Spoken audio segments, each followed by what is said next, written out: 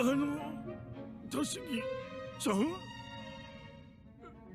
はい。やっぱたしぎちゃんなの？入れ替わっちまったのか？どういうこと？なんでこんなことに？心臓なくて平気なのか？たしぎちゃん。不思議と。大佐ちゃん、接しづらい。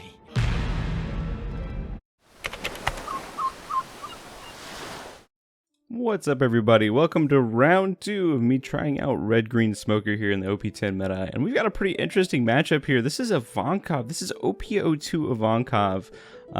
Probably quite a few of you don't even know what this leader does. At the end of their turn, they get to draw 2 cards if they have no cards in hand. This deck notably got a few upgrades from EBO1 last year.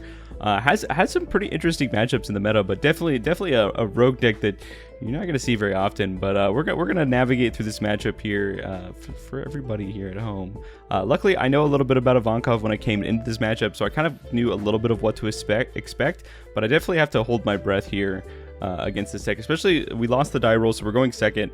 I think this deck definitely prefers going first in most regards. We have a lot of like 1, 3, 5, 7 curve, which is pretty darn good. But we're gonna we start with the Virgo on 1, gonna pick up a Tashigi. We're gonna go for the second Virgo here and look at the top 5, try to find someone else. We could just find, it looks like we've got 2 options here. We got an event or the Smoker. I think we're just gonna take the Smoker here. Smoker and Tashigi into Tashigi is just so incredibly good. You can do that on the same turn with the leader ability and the Smoker's character ability, which is pretty flavorful as well. In this specific matchup, I know that it's a blue deck, right? So it's going to run some bottom decking cards.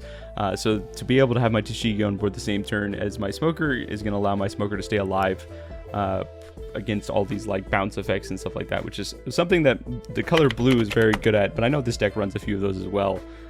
We're going to see a 7k swing on lead here. Likely just going to take this one here. Could give 2 cards immediately. There is a little bit of a fear of a potential pudding happening at some point.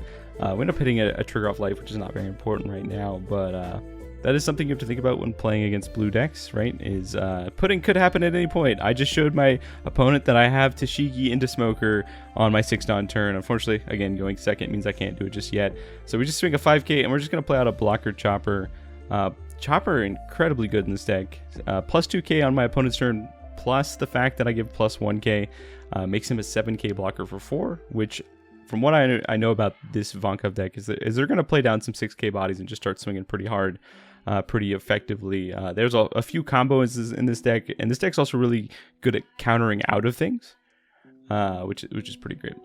So we're gonna go ahead and just block out of the 5k swing here, and if they want to attach 5 to Buggy and swing 6k, they can do that. But instead, they're gonna resolve a 7k blocker here, or a 7k attacker, which is the Crocodile Vanilla. This deck typically plays that card, and then we'll go like into the 7-drop of Ivankov into a like in Inazuma that like lets you draw 2 additional cards at the end of your turn if you have like no cards in hand or something. So if they get that combo in line, they're going to be able to draw 4 cards a turn and counter out of it a bunch of stuff. So we swing 6k, get the 2k at hand. Then we're going to activate, we're going to do some effect activation of both the leader ability and Smoker ability to untap 3 Dawn, and then we're going to play out Tashigi to try to protect my Smoker here. Smoker's going to be my main source of dealing damage here, trying to get those banish effects off to try to negate some additional card advantage here. But Ivankov's definitely a very interesting matchup. Like I said, they want their hand size to dwindle as quickly as possible. So they're going to be playing. They're going to just be countering out of everything, right? Kind of like how Boa works, right? When you play against Boa, Boa also benefits from having less cards in hand for their leader ability to draw cards. So going to see a whole lot of countering. So it's going to be hard for me to shave some life off my opponent here in the early to mid game here.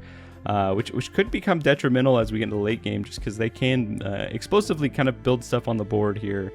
But that stage there that they keep activating, I think is a draw 1, trash 1, and then trash up to 2 additional cards in hand, so they can kind of enable up their leader's ability if they want to just start pitching cards instead of countering with it here. But yeah, this is a little tough right now. We've got potential 7k swing and then a leader swing. My hand has a bit of counter in it, right? I'm not bricking nearly as hard, but it's still a little worrisome here. We do have a Beckman potentially to clean up something, but notably most of, I think, Ivankov's plays are 7Ks or more. which is a little unfortunate for Beckman's threshold for removal. But just going to see them discard one. They discard another one. They also pitch a pudding here, which means they did have the pudding the whole time. So it's something I do have to think about here. This is a 6K, or 6K swing here. I think we're just going to give him the free block off of the Tony Chopper, or we're just going to give it 2K, one or the other here. I do have quite a few smokers in hand right now, but yeah, we're just going to block. It is a 7K, which is pretty great. And he's going to swing 7K. Potentially could go into the Tony Chopper because it is quite an annoying threat. They may decide to go there, so they're gonna send 7K. I think that's also going at lead here. Yeah, so we're just gonna take that one, and then we're gonna go 7K again. I think the 7K is also going to lead, so they're just gonna completely ignore the Chopper. And I don't want to go to 1 here, so I think we're going to have to give up 2 cards. I think we're just going to go Otama into Beckman, especially since we found the Carrot off of life. So Carrot's a pretty fun tech that I'm running in this deck. Carrot freezes a 6 cost or less when it attacks and when it enters the play, right? So that Crocodile is pretty much never going to be able to attack for the rest of the game as long as this Carrot stays on the board. So that's pretty solid here. And with me being at 8 Dawn here, I'm technically like at 11 Dawn, right? Because I get to untap off of the Smoker Leader ability and Smoker Attacker here. I think we're just going to go ahead and swing 7K here into life. Opponent's going to give me a quick 2K, 1K. We're going to swing 2K into the Buggy, just try to take the Buggy out since my opponent has decided he's going to start committing to some swings with Buggy. And we're going to swing 5K at lead here. Opponent's just going to go ahead and take that first one here. And we're going to tap 5. I think we're just going to play down the Carrot here and freeze that Crocodile. So we're going to Carrot, freeze the Crocodile. It does not untap.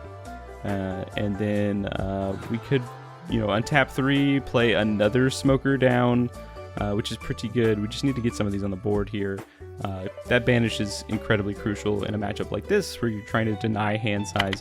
So we're going to tap 2 off of leader effect. And we could untap 1 more, take myself up to 6. Now, as I did this, I was thinking, oh man, I could have swung 6K, right? But with my leader, but opponent took the 5K anyways, so I guess it didn't really matter. So we're just gonna leave 1 up, threaten a radical beam here, and pass back to my opponent. Quick correction: Crocodile is still tapped here, and we're gonna kind of play this like dual game here of like dealing with my opponent's threats and then also just swinging face, right? With the 2 smokers on board, I'm just going to keep sending them 7 to 8Ks at face to keep pressuring either 2 cards from my opponent or them losing a card off the top of their life. Smoker, again, such a good card in this deck. They're gonna draw 1, trash 1. They pitch the red rock, which basically says, hey, yeah, I respect that Tashiki, right? They can't use that this turn. They're going to swing 6K. Again, I'm going to check them with the Chopper blocker. It's a 7K blocker. They're going to play the Ivankov, which lets them put another card into play. Which is pretty good. Notably, they usually put Inazuma into play, right? Which is like their big combo potential, but it looks like they haven't found one yet, which is incredibly good for me, which is pretty nice here. Let's see here. So going up to our next turn here, we could play another Smoker, but we're kind of running out of board space here. That Tony Chopper blocker has been like incredibly good for me. That Tashigi is protecting my board from nonsense, right? Like things like Gravity Blade, right? Tashigi stops all bottom decking effects, right, on a specific activation of a card. So if they Gravity Blade my 2 Tashigis or my 2 Smokers, I can tap Tashigi and save both of them, which is incredibly strong. So for players that are playing blue and want to Gravity Blade Tashigi, make sure you choose Tashigi as a part of your Gravity Blade, right? So bottom deck Smoker and Tashigi. Tashigi can save Smoker, but Tashigi cannot save herself, so Tashigi will still go away. That's just a little pro tip I got for you guys. We're going to go ahead and swing a little 9K here at Ivankov. Banish, specifically, yeah, make sure to call that out. Banish does not go to hand. We're going to swing another 9K. We're just going to pressure life as much as possible. Going to banish that one as well. Opponent only has 3 cards in hand, so these 9K swings are getting in pretty cleanly here. And I think we're gonna go to a 7K now. We're gonna go 7K. We're gonna freeze the Crocodile and send 7K at lead. Gonna get double 2K'd out of it. And again, my board is just stacked at this point. There's not a single character I want to replace, right? They each have their own essential function to the current state of the game. So we're just gonna swing 7K here. Opponent only has 1 card in hand. That 7K is going to eat something, and we're gonna get an activation here of the red rock, and Opponent decides to immediately snap take the dashiki down, and then was like, hey, actually, can we do the Tony chopper instead? And I'm like, sure, whatever, it's locals. Maybe that telegraphing a little bit of what they're gonna do, but because they did that, right? Oh look, board space. So they bottom deck my chopper, a blocker, and then I just play down a Baccarat, which is another blocker that also has the additional utility of turning a card into my hand into a 2K, which is pretty great. So yeah, you got rid of one of my blockers. Congratulations. I play another one down. Having that 3 Dawn up was pretty nice there. I could have also, I guess, used Smoker's ability to untap that 3 Dawn, right, to potentially hold up a counter. In hindsight, that's just a little bit of me being pretty inexperienced with his deck list. I could have definitely done that because there are some scenarios where my opponent could still have quite a bit of damage coming through, right? If you find something like a 3,000 Worlds or something to bottom deck the Baccarat, my game gets a little bit harder here.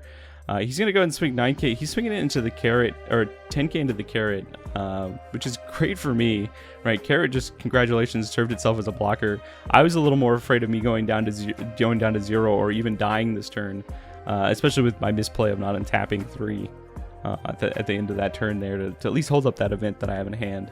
But we're going to see now a 7k. I think the 7k is going at lead now. Since he sent that first 10k at lead, I can just freely take these other 2 hits. So that's just a 9k. I asked, like, how much Dawn do you have left?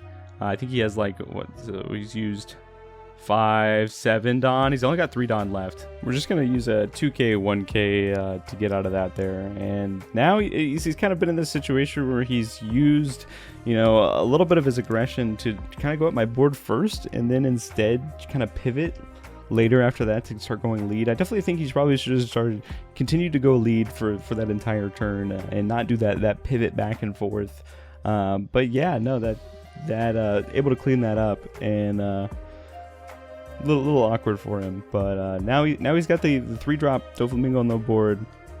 But I've got the Beckman, which is incredibly good against this nice little play here. Be able to clean that up, and then just swing Smoker, and then he's gonna take that one, and then banish it away, and now we can just swing all of them at lead at this point.